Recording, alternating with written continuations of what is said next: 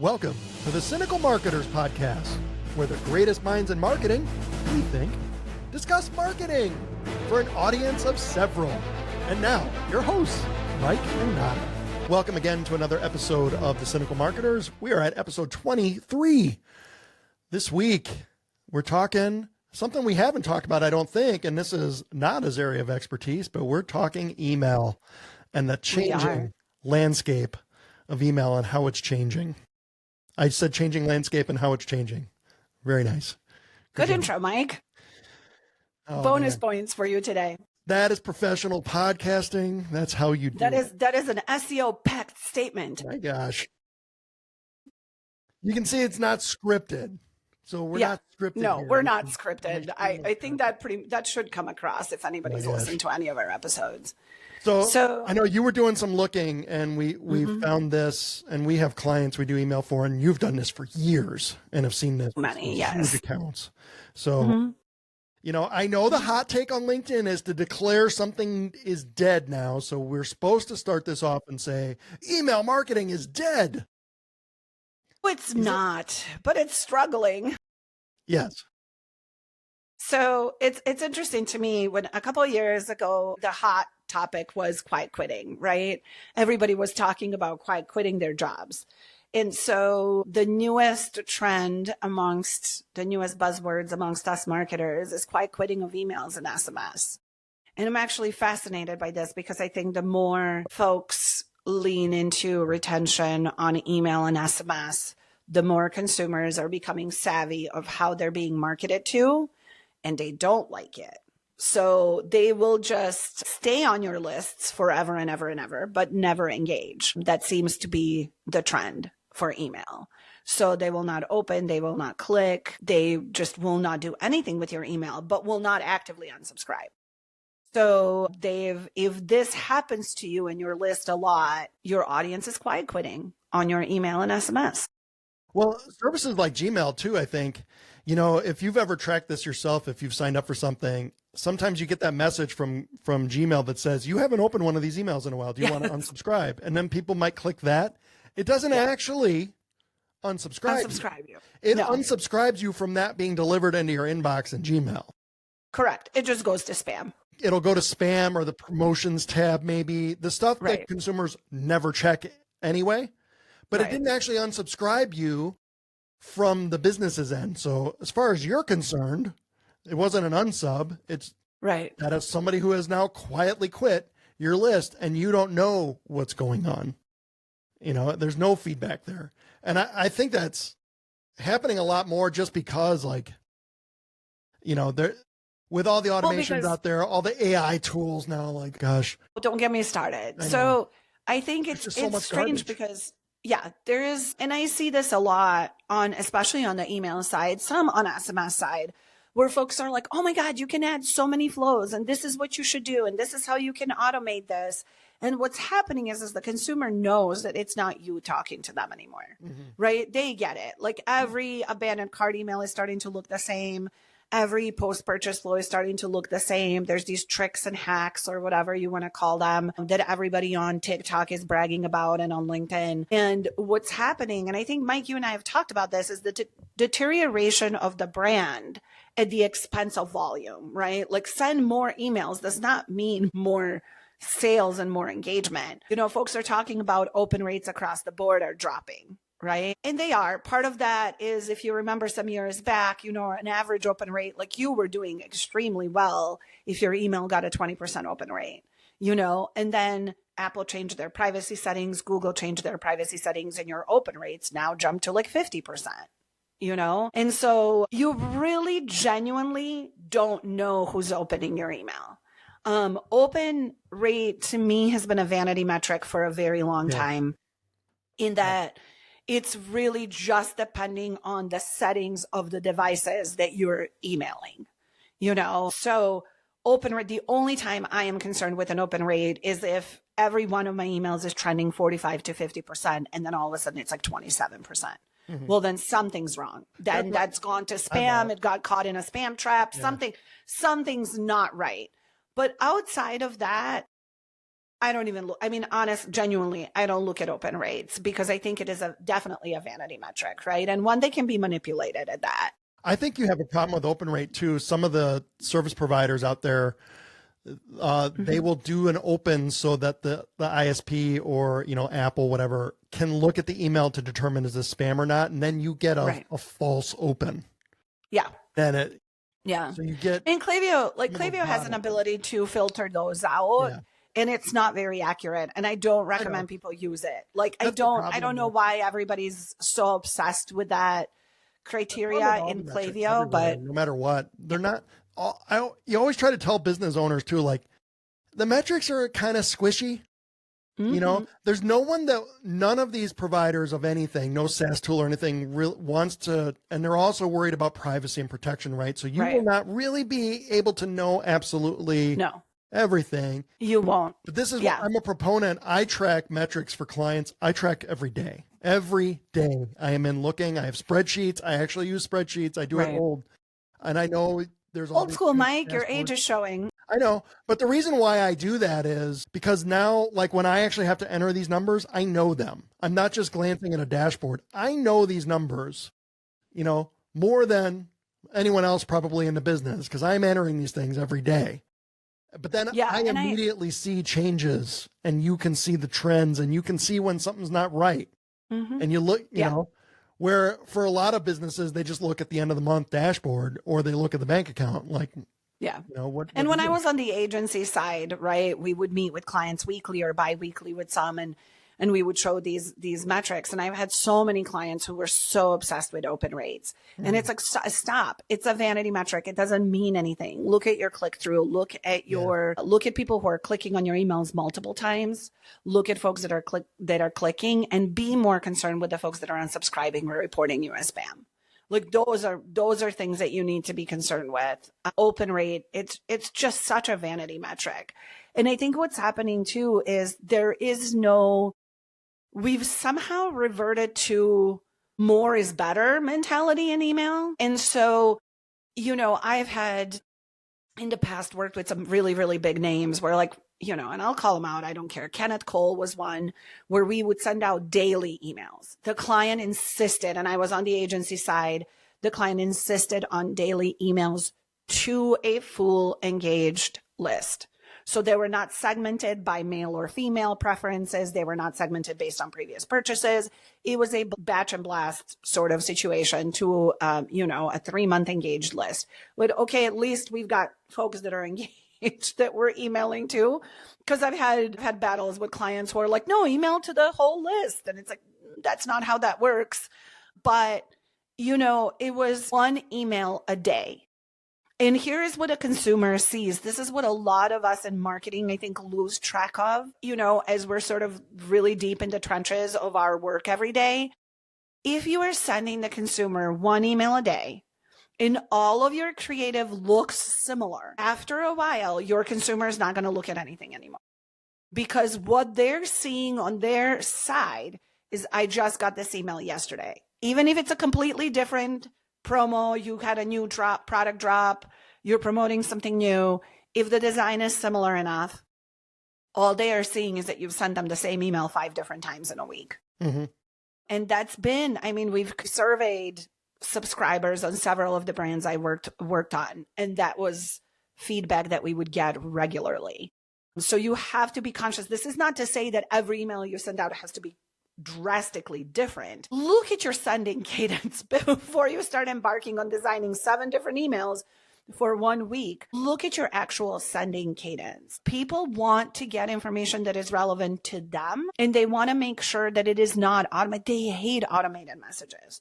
And in B2B especially. I know, Mike, you can talk to this, I think, better than I can. I've done a lot of email for D2C. But on the B2B side, I see it on LinkedIn all the time. People are so frustrated with automated messages. Tools like Apollo and Instantly will pull in your name in the weirdest way, this is the email that we got recently that I specifically got on LinkedIn that said, Nada, as a co-host of the Cynical Marketers, you can solve your HR problems. What? You clearly didn't even bother. First of all, I've never subscribed to whatever it is that you're sending me. But secondly, like, you're sending me a cold email and you didn't even bother to look at my profile. Like, what HR issues are we having on the podcast, Mike? I think on the email side, a lot of trouble has been, there's a couple of things that, well, number one, if you send an email and it does X in sales, you'll get somebody higher up in an org then who's going to look at that email that we sent out last week and say, that did great. So if we send 10X emails, then we'll get 10X the sales. So you get that, firstly. And then uphill battle. The second part of the problem, is I think the issue is, in a professionally produced podcast, everybody, there would be a cough button for me to hit, but I don't.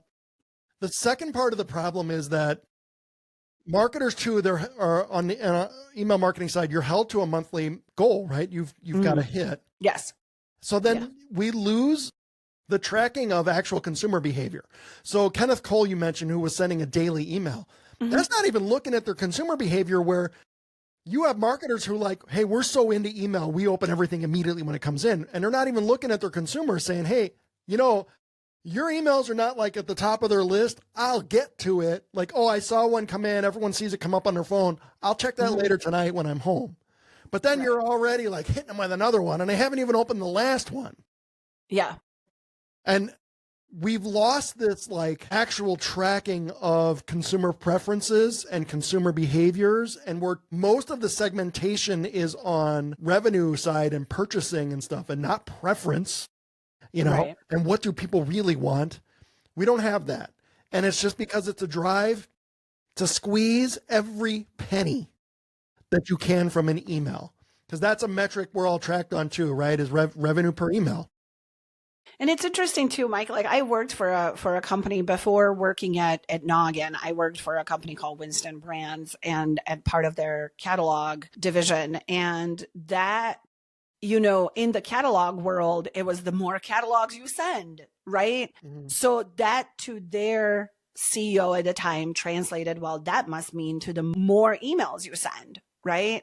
And it was an uphill battle to explain why sending 3 emails a day, and this is not a joke, folks, 3 emails a day to the same list, essentially, was not going to get us the results. Then what happens too is these email campaigns start cannibalizing each other. So you don't actually have a clear preview of what worked and what didn't work, because Klaviyo has a 7-day attribution window by default, right? So if that person who received an email from you bought anything within the 7-day period, it can be attributed to that email, right? Klaviyo's attribution is essentially take credit.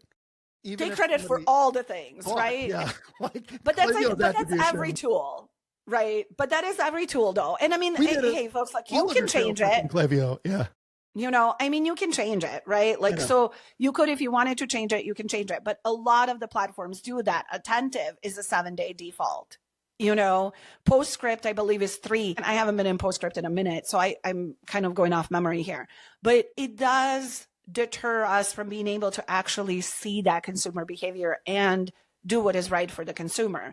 We're thinking, what's the big deal? It's just another email. It's just going to land in their inbox. If they don't want to see it, they don't. But what you're not understanding, though, is that quiet quitting of your email, that person has quit your brand. They didn't just quit your email. Just because they haven't physically unsubscribed or reported you as spam, if they're not opening, they're not engaging in any way with your email, they've quiet quit the email and the SMS program you're running. They've quit your brand. They've quit you as the company, right? So that's the part that you should be concerned with. As you're listening to some gurus talk about adding 1,000,001 automations and letting AI run your email and SMS flows, the more you throw at the customer and the further away you get from that personalized interaction, just because somebody hasn't unsubscribed does not mean that they're still engaged with you. And if they're not engaging, if they're quiet quitting your emails and your SMS, they're done with you. Is that like what we're shooting for? It's I think it's just such a huge miss on the part of companies and marketers in general to continue to push for this AI driven, let's have, 30 emails in a post-purchase flow. We used to spend a lot of time really. Hate it. You used to spend a lot of time on the email side really thinking about the people on the other end, because my feeling about people who sign up for an email, like I've always treated an email like you have to respect that. Like everybody knows what's going to happen to them if they provide a business an email these days, right? They know what's coming. They know I'm going to get spammed to death. And likely you're probably the kind of business who's going to sell my email to somebody else.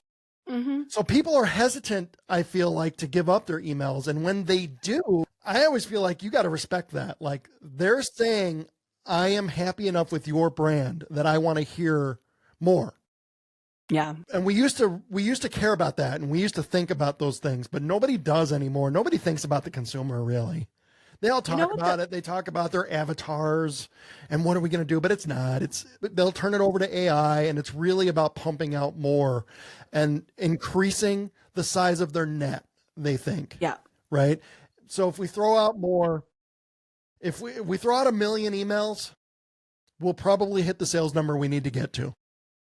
You know how many emails are sent out daily to consumers? You want to take a guess? 380 billion. 380 billion. I was off a bit, but yeah. 380 but I mean, billion. it's getting there. That is an average, right? That is an average of what's happening. That's not Christmas time. 2025. That I'm right. No. This is like every day. We're not talking like, Black Friday, Cyber Monday. After Black Friday, I bet I'm right. I bet you were right. Yeah, I think you would be. 180 billion. So like, I think people think like, oh, I have to send to cut through the noise. And they're definitely disregarding like building of that relationship, And on the SMS side, I think the trend is different than emails. So people kind of are giving up on SMS. And that's at least what I've seen some of the brands that, we've worked with and that I worked with in the past.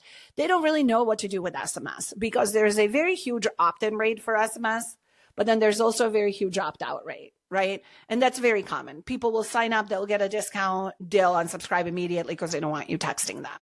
Right. And so that's what's interesting to me, because what I have seen brands do is send out SMS only when they have sales or like promoting sales, and then kind of in conjunction with email, which I'm always like, hey, if I'm on somebody's SMS list, chances are I'm on your email list too.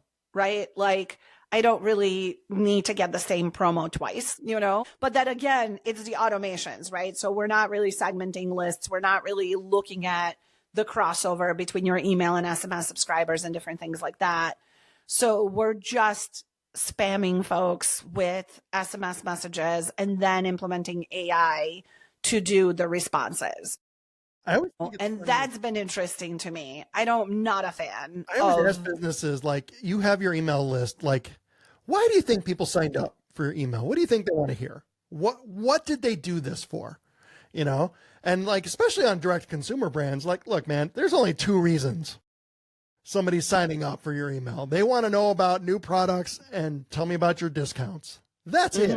They don't want your newsletter. It's not more complicated than that. Your thoughts on, what's going on in South American politics today. They don't want any of that. Hey, new products, discounts, that's it. But you get these brands who are like, we have to stay in touch and keep communicating, and we do these other things. And like, but why? Because if you don't, like, they're going to drift away. Right. I don't know. No, and this is the thing though. They won't, and we've gotten to a point where it's just, we're fatiguing the heck out of our consumers, right? Like with the messaging. And also like with SMS, it's so interesting to me because it's so, I don't know if this word even is appropriate to use in this context, but it's like intimate, right? If I give you my phone number, they're people I will not give my phone number to. Oh, I know. I'm so annoyed when somebody gets my phone number. If you are a company that I'm giving my phone number to, my thing that I hold in my hand, like most of my waking time during the day, right? I don't want you to misuse it. I don't need 17 like messages from you. Mm-hmm. I found this really interesting, Mike, too. Like, this, I just recently switched my phone number and got a new phone number, right? And then I was like, okay, all of a sudden I started getting text messages from local food places. So the person that had this phone number before me must have been local also. But my marketing brain immediately was like, but wait a second, this phone number hasn't been active for at least 6 months. Why am I still on your list? Why are you still sending me text messages to a phone number that had previously been deactivated at least for several months, if not longer, right? So you know that these platforms that these restaurants or whatever are using, in this case, it's restaurants, right? But these businesses are using is, number one, not filtering out numbers that are not deliverable to. So that means to me, it cannot recognize that that number was inactive for some time. So that's a concern, right? And then secondly, there is a very solid chance you've been messaging me for all these months, and the time, me meaning my number, right? And in that time, no one's ever clicked on anything in your SMS. Why are you still sending messages to this number? And that's it. And it's just batch and blast. And that's stuff that we haven't done since like early 2000s. This is the beginning of email marketing, right? And it drives me nuts because what you're inadvertently doing as a business is you're making people not want to be on your list. You're making people not, just because they haven't unsubscribed doesn't mean that they're still engaged and want to hear from you. And so hard thing, it. And I think businesses are hurting their brands doing that. And there are two reasons. Yeah. Again, first one is that if they've used an agency for it, agencies tend to have very short-term thinking that I need to hit this goal this month or this client's going to fire me. They're not thinking long-term health of your brand, because there's no credit for an agency for your brand health, your brand awareness, right? It's only correct. Business owners going to ask the agency, what were my sales this month? So the agencies are like, your brand issues 2 years from now, not really a me problem, more than likely. Yeah. We're going to get fired maybe in a year if we really hang on to you, right? And then business owners as well, they tend to just discount that, because when people drift away, it's out of sight, out of mind. You're not aware of it. You're not aware of the harm you're doing to your brand, because nobody's out there like screaming at you, giving you the finger or anything. There's no visible sign that my brand is being hurt. And it's an illness that will show up down the road, and it's cumulative. It's like everything you did when you were 19, where you're like, I'm indestructible, but now I'm 52, and you're like, a lot of things hurt. And you're like, I can't get up without having to stretch first. As a teenager, right? It's cumulative, all these mistakes you're making. And then when the illness shows up, it's already too late. And that's in it. Too many people miss that. And it's been wild, Mike. Like, it's been, and I've talked about this in client meetings and, with some of our clients, and then with, in my previous agency world with clients that I was helping there. And it was always a very unpopular opinion of be considerate what you're emailing, how often, and, what you're actually saying. And not everything needs to be a sale, right? So like, to combat some of these things that we're talking about, to combat this quiet quitting of emails, how hard is it for you to segment your lists on engaged versus unengaged? And when I'm talking about engagement, I'm talking about clicks. I'm talking about site visits. I'm talking about, folks that have opened an SMS, right? Like, really, if you're a business out there who is doing email and SMS marketing, do you even know the overlap of your lists?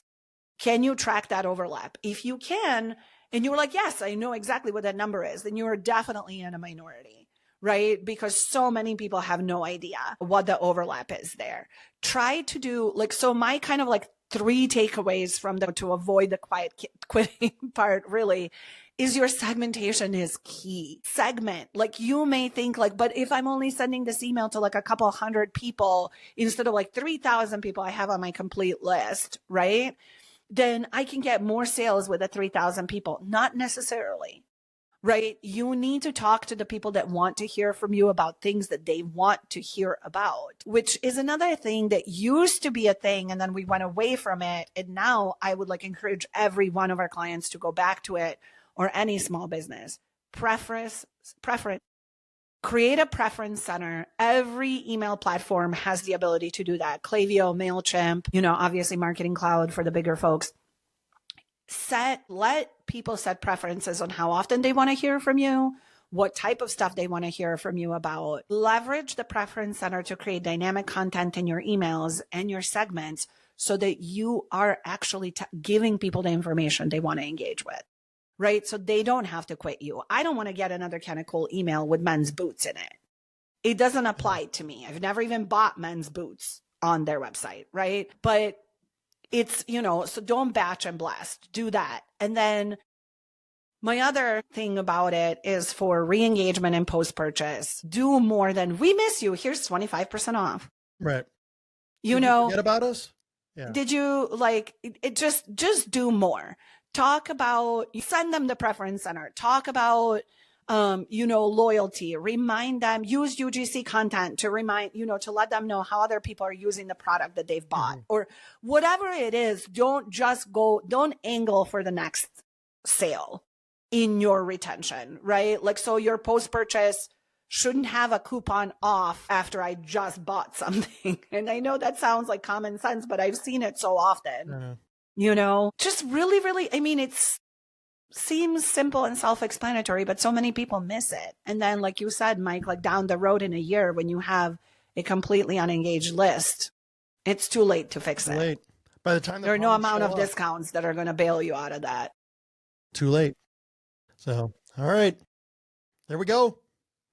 There we go, folks. The changing landscape of email, and I think it's important. My little bubble. Again, most people aren't going to care because they only care about the dollar. They don't really care about consumers. Most brands, most businesses just don't. They don't care. Yeah.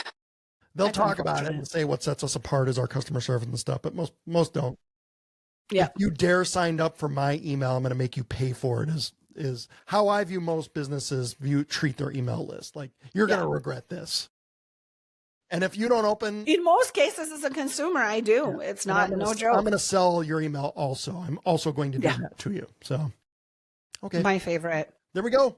Thank you for tuning in, everybody, for another episode of The Cynical Marketers. Be sure to check us out on all those platforms. You can find us in other places. It helps us if you actually subscribe. If you've made it this far and you thought this was interesting, let us know. We don't email you. We're not bothering anybody. Yeah. We're just out here doing our thing. So we appreciate it. Thank you for tuning in, everybody. Be sure to catch us again next week for another hot take episode of Cynical Marketers. There we go.